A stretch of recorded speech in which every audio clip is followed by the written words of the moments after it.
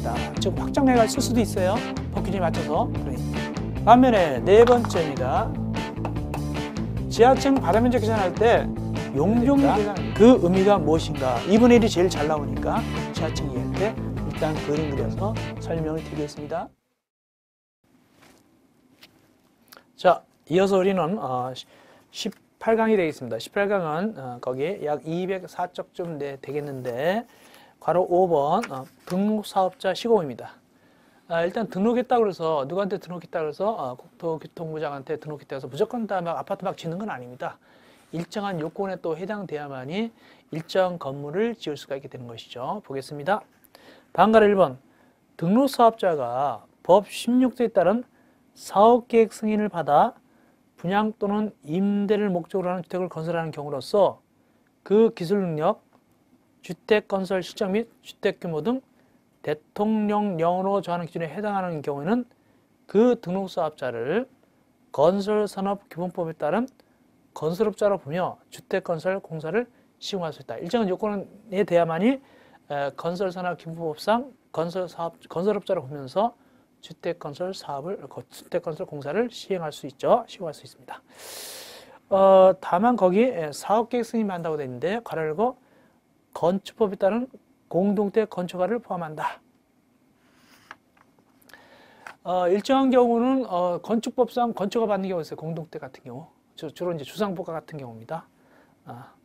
어쨌간에 이럴 경우에 등록사업자가 일정 요건에 해당돼야만이 주택건설공사를 시공할 수 있는데 그 요건이 뭐냐? 밑에 참고입니다. 참고. 거기 등록사업자 주택건설공사 시공기준 즉 대통령령이죠. 주택법 시행령 13조 보니까 1번에 기업 자본금이 5억 개인인 경우는 자산평가액이 10억 이상이어야 된다. 좀 커야 되죠.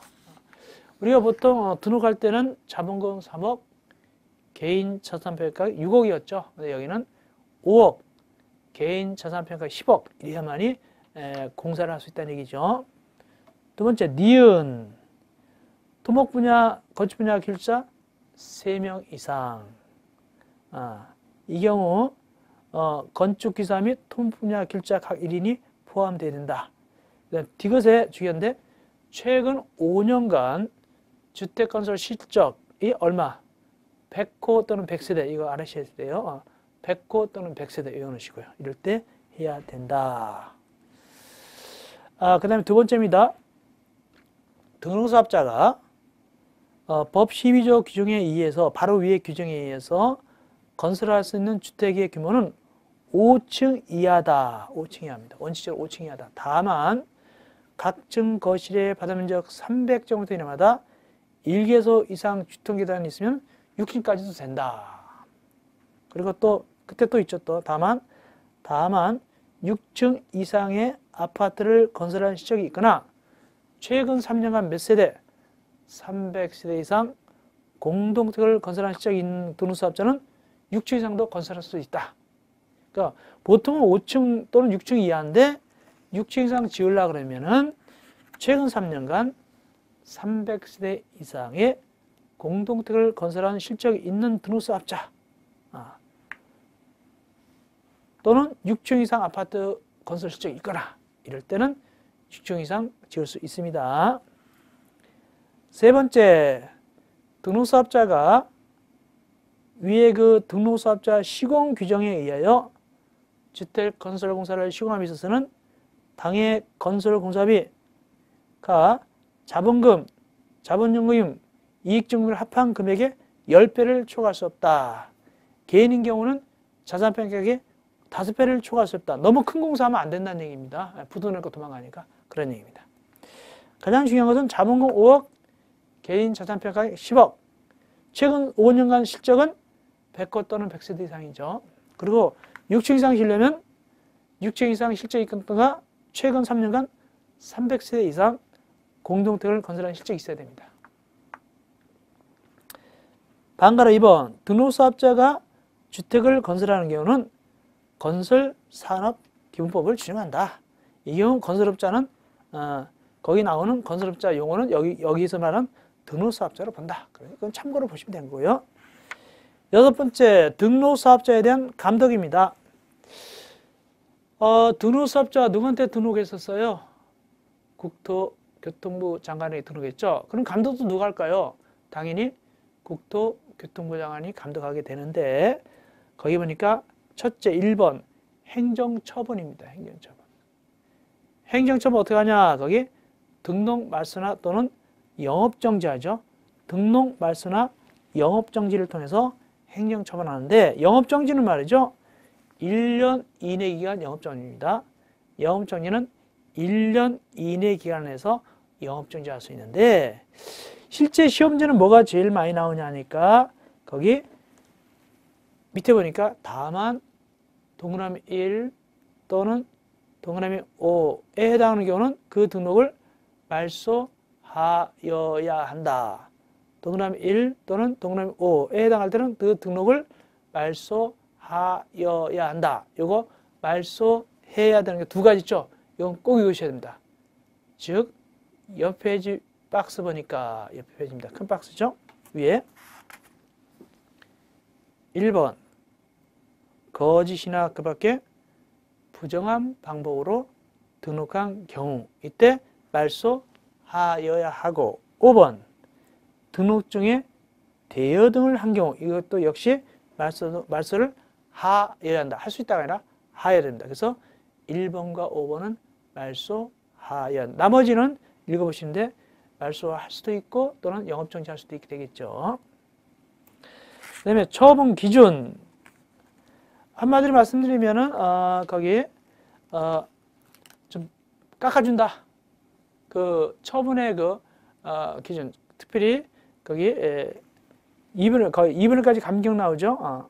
어쨌든 간에 등록 말소 영업정지 처분사에 해당할 때 일정 기준에 해당하면 깎아줄 수도 있다. 그 뜻입니다. 읽어보겠습니다. 등록 기준 미달로 등록 말소 또는 영업정지 처분사에 해당하게 된 등록사업자가 청문 시 특별히 뭐 등록 말소 같은 거 할 때 변명의 기회를 주거든요. 이럴 때 또는 행정절차법에 따른 의견 제출 시까지 등록 기준을 보완하고 이를 증명하는 서류를 제출할 때는 나중에 이제 보완하는 거죠. 이럴 때는 당초 기준에 2분의 1까지 강경한다. 반까지 깎아줄 수 있다. 다만 당초 기준이 말소였다. 말소를 깎아줄 수는 없으니까 말소는 다시 뭐로 한다? 영업정지로 돌립니다. 얼마로? 6월로 돌린다. 그래서 영업정지 만약 6개월이다 그러면 3개월까지 깎을 수도 있고 등록 말소는 영업정지 6월로 한다. 깎아줄 때 보완했을 때. 다음 3번입니다. 판가리 3번. 등록 말소 처분 등을 받은 자의 사업수행. 등록 말소 당했다. 또 영업정지 받았다. 그럼 아파트 지다가 중단해야 되냐? 그럼 결국엔 누가 손해요? 아파트 분양받은 자가 손해가 되잖아요. 분양받은 자들이. 아니 아파트 중단해버리니까. 그래서 그렇기 때문에 설사 등록 말소 또는 영업정지 받은 자라 하더라도 그 사업자라 하더라도 등록사업자라 하더라도 기왕에 사업계획 승인받은 거 그건 계속할 수 있다는 얘기입니다. 그래야지 기왕에 보다 분양받은 자들한테 손해가 되는 게 아니죠. 보겠습니다. 등록 말소 또는 영업정지 처분을 받은 등록사업자는 그 처분 전에 사업계획 승인을 받은 사업은 그 전에 이미 받았단 말이죠.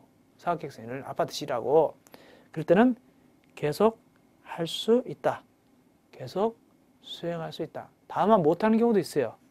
어떤 경우?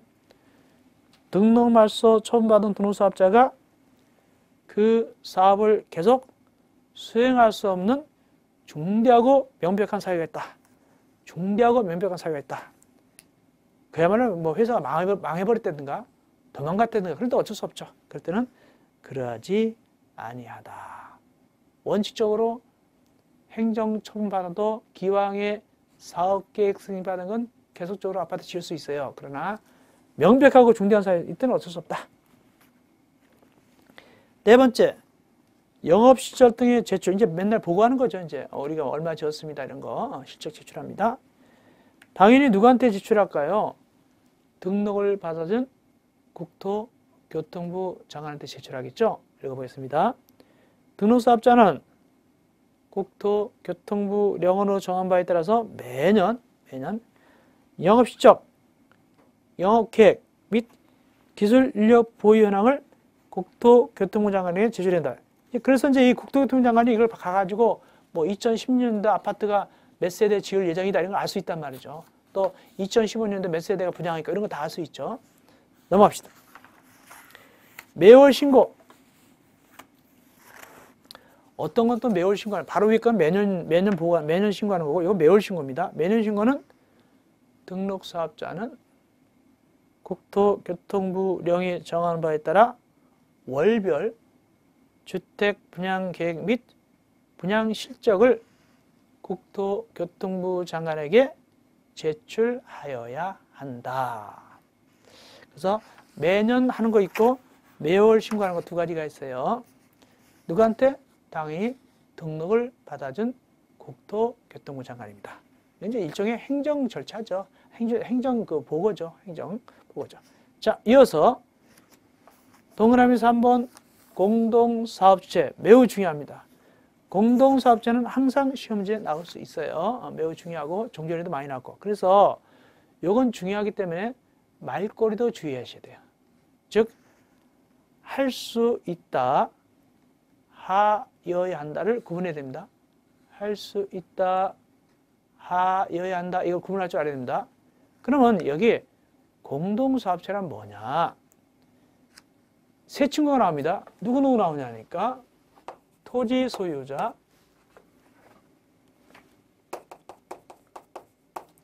주택조합, 고용자. 이 세 친구는 아파트 짓는데 좀 전문가가 아니거든요. 그래서 누구하고 손잡고 짓냐? 누구하고 손잡고 짓냐니까 등록사업자하고 이렇게 등록사업자하고 손잡고 같이 하는 걸 뭐라고 한다? 공동사업체라고 부르는데 그 경우가 조금씩 달라요. 그래서 우리가 이걸 좀 자세히 아셔야 됩니다. 시험 문제 잘 나오기 때문에. 제일 먼저 누구부터 등장합니까? 토지 소유자하고 등록사업자가 등장하죠. 보겠습니다. 토지 소유자가 주택을 건설하는 경우는 주택건설사업 등록을 하지 않아도 등록사업자하고 공동으로 할 수 있다. 이게 당연하죠. 그죠? 같이 할 때는 등록하지 않아도 등록사업자가 이미 등록했으니까 같이 할 수 있는데 이때 주의할 것은 등록사업자와 공동으로 사업을 시행하여야 한다가 아니다. 시행할 수 있답니다. 시행하여야 한다가 아니라 시행할 수 있다. 읽고 가시고 이 경우 토지 소유자와 등록사업자를 공동사업체로 본다. 두 번째, 주택조합과 등록사업자. 이 부분이 좀 굉장히 복잡해요. 이미 우리 앞에서 주택조합 배웠죠? 주택조합이 등록하지 않는 경우가 있다고 그랬죠? 왜? 누가 같이 할 때? 등록사업자하고 같이 할 때는 등록 안 한다고 그랬잖아요. 그거 연결돼서 봅시다. 주택조합은 그 구성원 주택을 건설하는 경우는 등록사업자와 그 다음에 줘야 돼요. 공동으로 사업을 시행할 수 있다. 하야 한다가 아닙니다. 할 수 있다. 이 경우 공동사업체로 본다. 그리고 주택조합 중에서 리모델링 주택조합은 제외될 때도 있다. 이렇게 생각하셔야 돼요. 공동사업 주최할 때 리모델링 주택조합은 무조건 제외되는 게 아니다. 무조건 제외되는 것이 아니라 리모델링 주택조합도 공동으로 등록사업자와 같이 할 때도 있어요. 그러나 언제는 빠지느냐? 거기 세대수를 증가하지 않는 리모델링 주택조합. 단순히 이렇게 평수 늘리는 거 이런 것만 해당되는 거죠. 세대수가 늘어나지 않다. 세대수가 늘어나지 않는 주택조합은 공동사업체 될 수 없습니다. 거기 빠져도 괜찮습니다. 그리고 원래 누가 같이 손잡고 한다고요? 주택조합이 등록사업자하고 손잡고 하는데 다만 괄호 열고 대타로 누구하고도 할 수 있냐?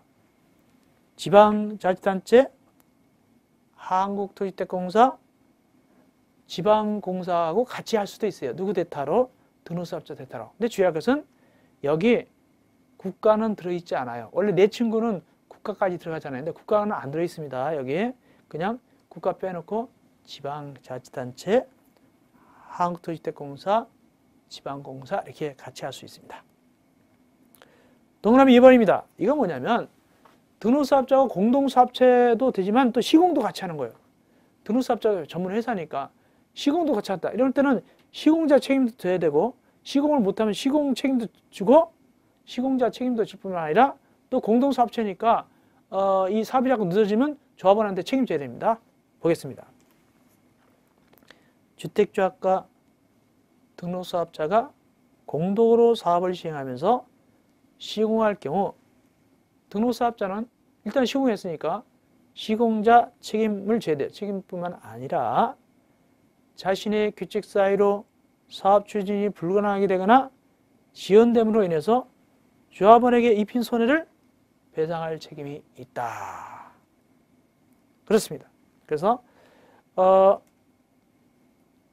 지연되면은 거기 조합원에게 책임 배상해야 됩니다. 왜? 공동사업주의 책임으로서 그런 뜻입니다. 세 번째, 주택조합과 등록사업자는 서로 공동사업하잖아요. 그러므로 이의를 맡길 수가 있습니다. 자, 보겠습니다.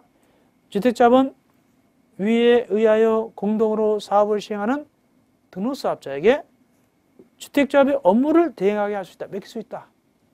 근데 괄호열고 요건 맡기면 안 됩니다. 괄호열고 이거는 맡기면 안 된다. 뭔데? 주택조합의 가입을 알선하는 업무, 요건 맡기면 안 된다. 부정이 개입되니까 요건 안 된다. 이렇게 해서 우리가 주택조합과 등록사업자고 마지막으로 뭐 나왔습니까? 고용자하고 등록사업자 나왔죠? 고용자는 누차 얘기했다시피 어떤 회사가 자기 직원들을 위해서 아파트 같은 거 지어줄 때 이를 우리는 그 회사를 고용자라고 불러요. 이때 고용자는 등록하지 않는다고 그랬어요. 왜?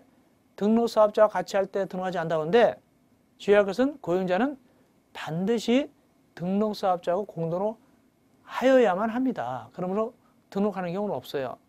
읽어볼까요? 고용자와 등록사업자. 고용자가 그 근로자의 주택을 건설하는 경우는 대통령령으로 정한 바에 따라 등록사업자와 공동으로 사업을 시행하여야 한다. 주의할 것은 할 수 있다가 아닙니다. 시행하여야 한답니다. 할 수 있다가 아니라 하여야 한다. 꼭 외워놓으세요. 이 경우 고용자하고 등록사업자는 공동사업체다. 이건 당연한 것이고. 자, 일단 이렇게 해서 중요한 건 끝났고요. 그 다음에 마지막 네 번째 좀 봐드리겠습니다. 공동사업체의 시행요건, 토지 소유자, 주택조합, 다음에 아까 얘기했다시피 공동사업 할 때 세대수 증가하지 않은 리모델링 조합 뺀다고 그랬죠. 또는 고용자와 등록사업자가 공동으로 할 때는 다음 요건을 갖춰서 사업계획 승인을 신청해야 된다 라고 했는데, 자, 사업계획 승인은 뭐냐면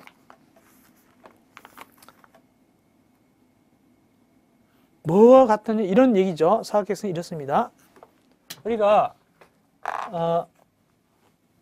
건축법하고 주택법을 좀 비교하면은 지금 우리가 주택법 배우지만 건축법상하고 주택법상하고 간단히 몇 가지 비교해 보면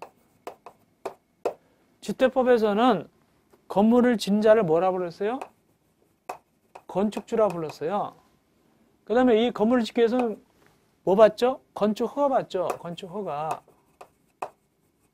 다음에 예외적으로 건축 신고하는 경우도 있었죠.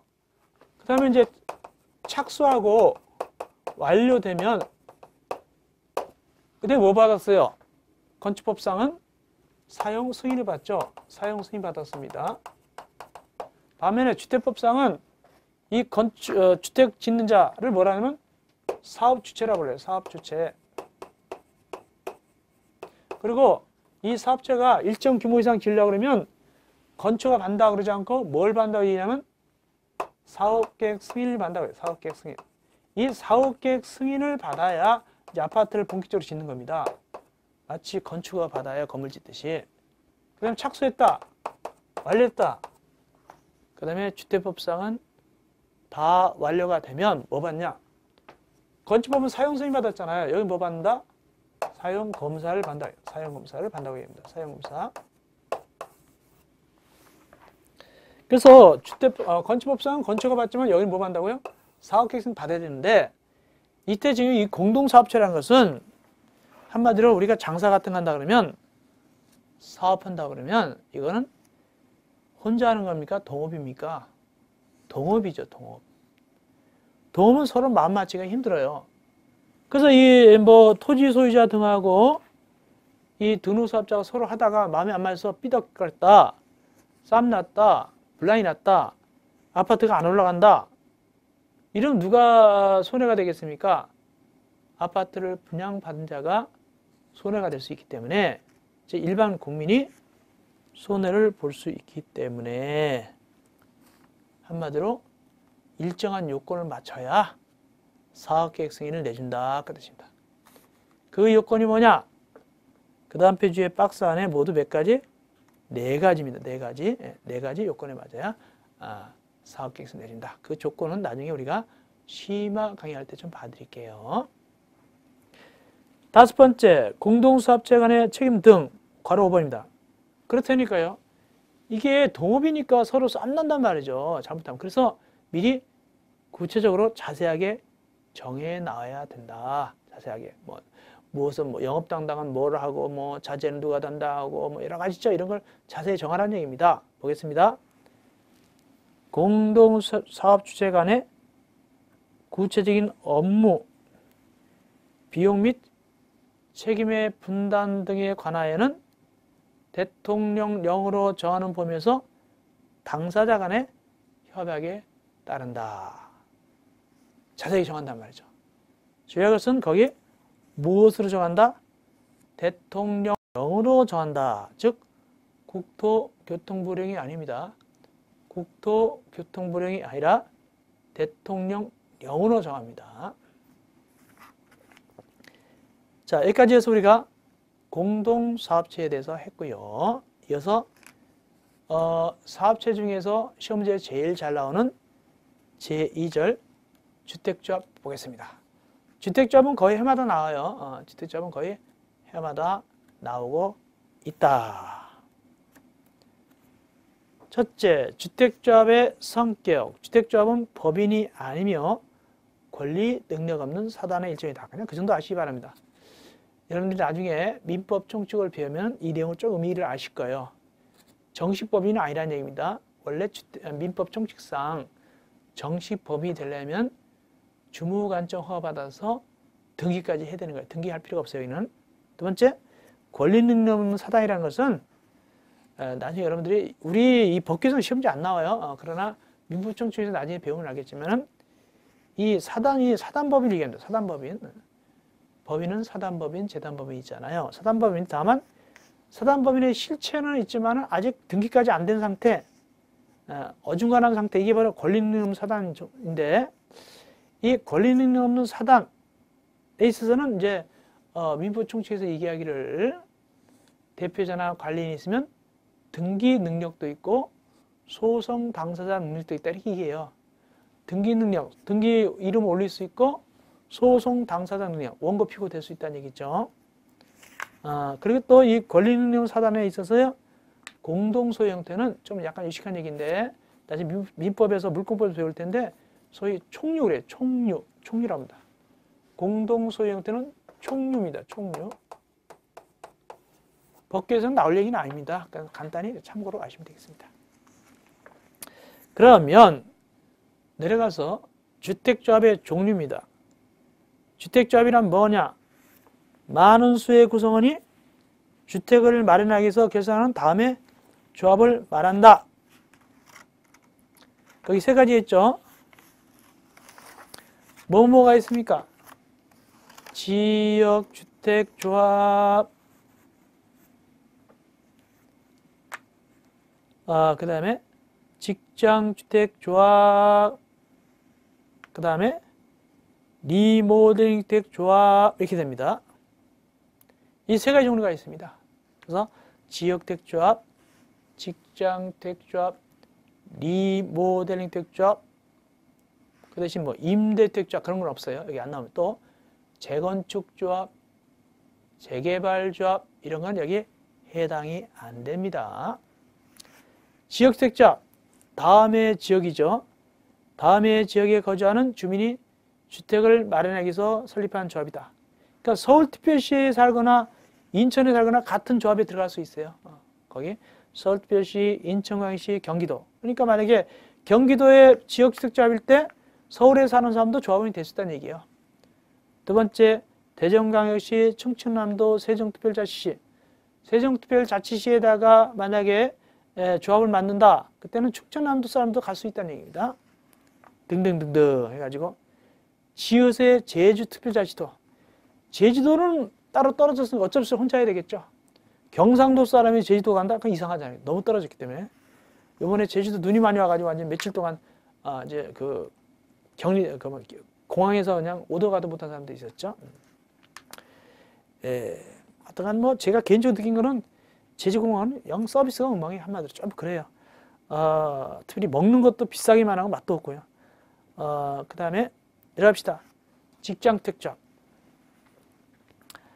직장특조합은 같은 직장의 근로자가 주택을 마련하기 위해서 설립한 조합이다. 리모델링 특조합. 주의할 것은 리모델링 특조합은 집이 있는 자만 조합원 될 수 있어요. 집이 있어야 고칠 거 아닙니까? 특별히 단독택은 조합 만들 필요가 없어요. 단독택 혼자 리모델링하면 되잖아요. 고치면 되잖아요. 업자 불러다가. 그래서 이 리모델링 특조합은 공동택만 해당합니다. 그리고 집이 있는 자, 아파트 있어야지 리모델링 할 거 아닙니까? 그래서 여기 공동택의 소유자가 이렇게 나옵니다. 공동택의 소유자가 그 주택을 리모델링 하기 위해서 설립한 조합을 말한다. 이렇게 하시면 되겠어요. 이렇게 세 가지 조합 종류가 있다. 재건축 조합이나 재개발 조합 같은 거는 여기 들어가지 않습니다. 세 번째, 주택조합의 설립. 어떻게 설립할 것인가? 1번, 조합의 설립. 반가로 1번, 설립인가? 요거 설립인가는 어떤 주택과 어떤 주택을 얘기하냐면 지역주택조합과 직장주택조합을 얘기한다 봐야 돼요. 그러니까 반가로 1, 반가로 2번입니다. 이 두 가지는 이 두 가지 뭘 얘기한다고요? 반가로 1, 반가로 2 내용은 여기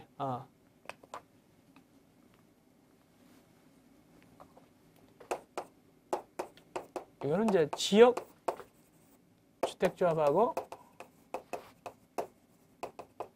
직장 주택조합입니다.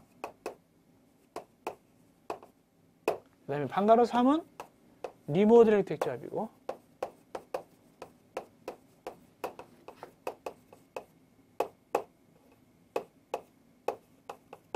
이게 되겠습니다.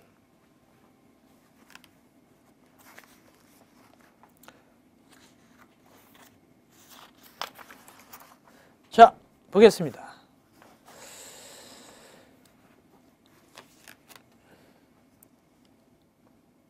그래서 반가로 설립인가? 많은 수의 구성원이 주택을 마련하기 위해서 조합을 설립하는 경우 이건 이제 지역특조합, 직장특조합 이걸 얘기하는 것인데 이때는 시장, 군수, 구청장 인가를 받아야 한다. 인가받은 걸 변경하거나 해산할 때도 또한 똑같이 인가를 받아야 한다. 그리고 이때 조합 만들 때는 얼마나 주택을 만들 때 괄호 사업계획 승인받아 건설한 주택을 말한다. 그러니까 지역주택조합하고 직장주택조합은 아파트 같은 경우는 30세대 이상입니다. 30세대 이상. 이때 마련하기 위해 할 때 인가받습니다. 그리고 괄호 신고하는 직장주택조합은 제외한다 라고 되어 있는데 이건 무슨 소리냐? 직장주택조합은 인가받습니다. 누구한테? 시장, 군수, 구청한테. 근데 이 직장주택조합 만들 때 신고하는 경우도 있습니다. 나중에 배우겠지만 바로 밑에 배우겠지만 어떤 경우냐? 그 직장주택조합이 아파트를 주택을 짓지 아니하고 다른 사업체가 지어오는 공동택 같은 걸 갖다가 분양받을 때, 그러니까 자기네 직장택자를 직접 짓는 게 아니라 다른 채가 지어오는 걸 분양받는 직장택자, 공급받는 직장택자, 요거는 신고합니다. 인가받고. 그거는 인가 안 받는다 그 뜻입니다. 두 번째, 토지 사용권 확보. 지역택자과 직장택자는 토지 사용권 확보해야 돼요. 얼마? 거기 봅시다. 주택조합 설립 임인가 받으려는 자는 해당 주택건설 대지의 100분의 80 이상에 해당하는 토지 사용권을 확보하여야 한다. 다만 위 반가리를 후단해야 할 때는 그렇지 않다. 즉 변경하거나 해산할 때, 변경하거나 해산할 때는 100분의 80 이상 그건 필요 없다는 얘기입니다. 여기까지가 직장택조합, 지역택조합이고, 이어서 리모델링 주택조합 설립입니다. 리모델링 주택조합 설립은 거기 리모델링을 하기 위해서 주택조합을 설립하려면 거기 어떻게 하냐? 구분 소유자의 의결권의 결의를 증명하는 서류를 첨부해서 누구한테 인가받는다? 시장, 군수, 구청 인가받는다. 즉 결의를 해야 돼요. 결의를 합니다. 이 결의, 의결은 다 집합 건물 및 집합 건물의 소유 및 관리에 관한 법률에서 나온 용어거든요. 그걸 빌려서 씁니다. 그래가지고 결의한 다음에 시장, 군수, 구청장 인가받는다 그 뜻입니다. 뭘 만들 때? 리모델링 주택조합 만들 때. 그럼 결의 얼마 하느냐? 넘어갑시다. 보니까 이 리모델 할 때는 단지 전체를 리모델 할 때도 있어요. 단지 전체 리모델 할 때는 단지 전체 및 각 동의 구분 소유자와 의결권의 3분의 2 이상 결의해야 되고, 두 번째, 한 동만 리모델 할 때, 한 동을 리모델 하는 경우는 그 동의 한 동입니다. 구분 소유자 및 의결권의 3분의 2 이상 결의해야만이 이걸 가지고 가서 인가받는 겁니다. 누구한테? 시장, 군수, 구청장한테. 그래서 리모델링 조합을 만든다, 설립한다 그 뜻입니다. 결론 내리면 리모델링 주택조합은요 3분의 2 결의다. 3분의 1을 꼭 기억하세요. 3분의 2. 단지 전체를 하든 찬성받는단 말이죠. 한 동을 하든 거기 살고 있는 사람 3분의 1을 갖다 찬성받아. 3분의 2 꼭 기억하시기 바랍니다. 이어서 설립 신고. 아까 얘기했죠.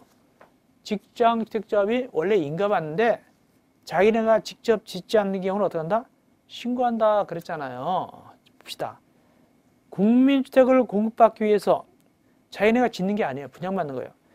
국민주택을 공급받기 위해서 직장주택조합을 설립하는 자는 다른 사업체가 국민주택 지은 거예요.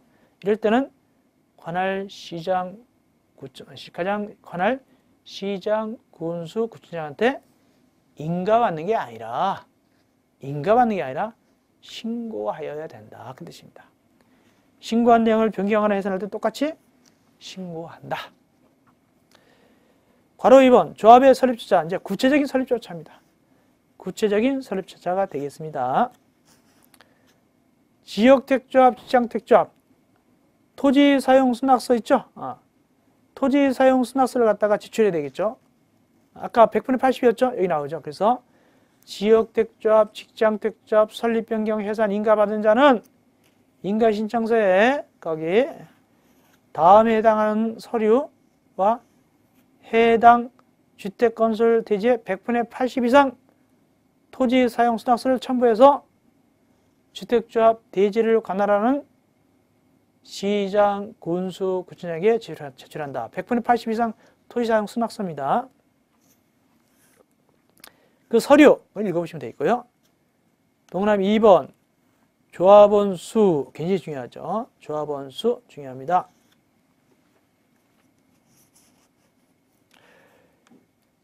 조합원 수 꼭 외우셔야 됩니다. 지역택조합과 직장택조합은 조합원 수를 제한받습니다. 어떻게? 주택건설 예정수대수의 2별 이상으로 구성하되 조합원은 20명 이상이어야 한다. 요거. 근데 괄호열고 뭐 조그만 글씨가 있네. 설립인가 당시에 사업계획서에 따른 세대수를 말하며 법 38조 6에 따른 임대택으로 건설할 때는 그 세대수는 제한다. 그리고 사업계획 승인 과정에서 세대수가 변경될 때는 변경된 세대수를 말한다. 어떤 간에 사업계획서에 쓰여있는 세대수 기준에서 2분의 2 이상이면서 20명 이상입니다. 다만 변경될 때는 변경된 수에서 2분의 2 이상이면서 20명 이상인데, 다만 법 38조 6에 따른 임대택, 이건 나중에 심화 강의할 때 그때 좀 보충해 드릴게요. 어쨌든 결론 내리면 주택건설 예정 세대수의 2분의 1 이상이면서 조합원은 20명 이상이다. 어떤 조합? 지역주택조합과 직장주택조합입니다. 뭐는 빠지고 리모델링 주택조합은 그러하지 아니하다. 왜? 이건 결의했으니까. 3분의 2 결의했잖아요. 그죠? 이 조합원 수 상관없습니다. 리모델링 조합은 3분의 2 결의만 하면 됩니다. 조합원 수 상관없습니다.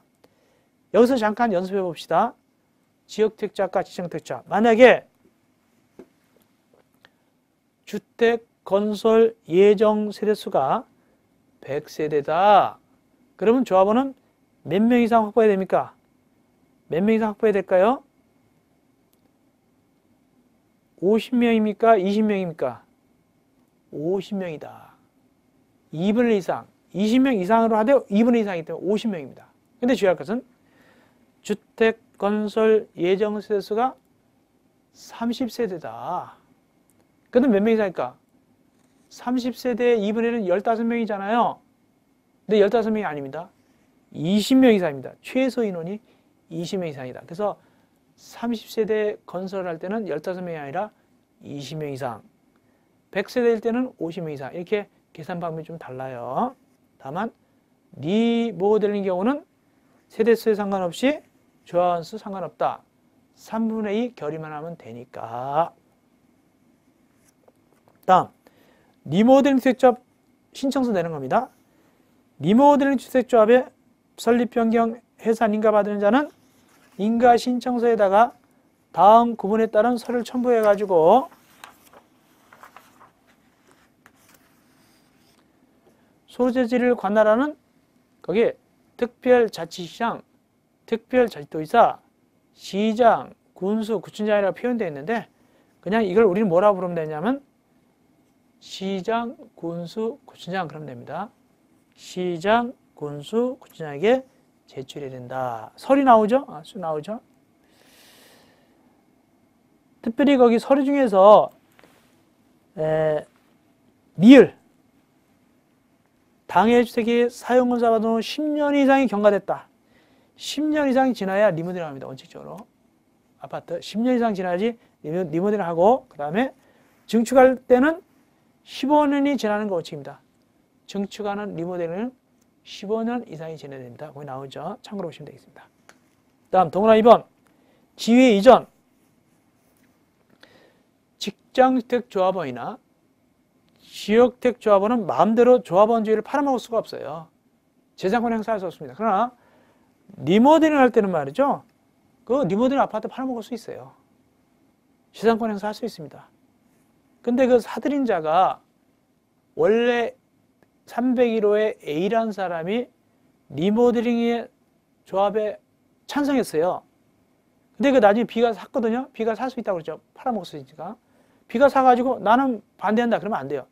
찬성한 걸 사들인 자는 그냥 똑같이 찬성으로 봐야 돼요. 보겠습니다. 동그라미 2번. 지위의 이전. 리모델링 주택조합의 설립에 동의한 자로부터 건축물을 취득한 자는 조합 설립에 동의한 걸로 본다. 다음 세 번째. 조합 인가 결정입니다. 그래서 시장 등 결정할 때, 인가 내줄 때 막 내주는 게 아니라 여러 가지를 고려해서 인가 여부를 결정해야 된다. 그 뜻입니다. 막 내주는 거 아니죠. 읽어봅시다. 시장 등은 당해 주택 건설 대지에 대한 다음의 사항을 종합적으로 검토해가지고 주택조합 설립 인가를 결정해야 되며, 당해 주택 건설 대지가 이미 인가받은 다른 주택조합의 주택 건설 대지와 중복되지 아니하도록 해야 된다. 물딱지. 그 땅에다 다른 자가 살짝 또 인가받는다. 그러면 양쪽에 인가받았잖아요. 그러면 물딱지가 되죠. 이거 잘못하면 큰일 나죠. 가짜 딱지가 돌아다니니까. 가짜 조합원이 될 수 있으니까 중복되지 아니도록 해야 된다. 그런 이제 그 인가할 때 거기 고려사항입니다. 거기 동그라미 1번, 동그라미 2번, 동그라미 3번, 동그라미 4번인데 동그라미 1번 주택건설 기준의 건축심의 기준 2번 수립되었거나 당해 사업기간에 수립될 예정인 도시군기에 관한 부합 여부 등등해서 4가지를 고려하시면 되겠습니다. 마지막으로 올라가서 직장특작의 설립신고입니다. 아마 이미 얘기했죠. 국민주택을 공급받는 거, 직장특작 자기네가 직접 짓지 않고 남이 지어놓은 걸 분양받을 때 이런 직장특작을 설립할 때는 신고한다고 그랬잖아요. 그러니까 신고서를 제출합니다. 직장특작 설립 신고서를 누구한테 제출할까요? 당연히 시장, 군수, 구청장한테 제출한다. 여기 시장, 군수, 구청장은 누굴 얘기하냐면 특별자치시장, 특별자치도의사, 시장, 군수, 구청장을 얘기하는 거예요. 그 서류 1. 조합원 명부 2. 당해장에 근무하는 자임을 증명하는 서류 3. 무주택자임을 증명하는 서류 3가지. 왜 무주택이어야 될까? 직장특작조합 설립 신고할 때는 직장특작조합을 인가할 때는 달리 신고할 때는 신고하는 경우는 다른 주체가 지은 공민주택을 분양받는 거기 때문에 국민주택은 무주택자만 되거든요. 그래서 거기에 3번에 무주택자임을 증명하는 서류를 붙여야 되는 거예요. 인가할 때는 없을 수도 있어요. 그러나 여기 신고하는 경우는 공민주택을 분양받는 거기 때문에 동그라미 3번에 무주택자 증명서를 붙여야 됩니다. 자, 이렇게 해서 우리가 18강을 끝내고요.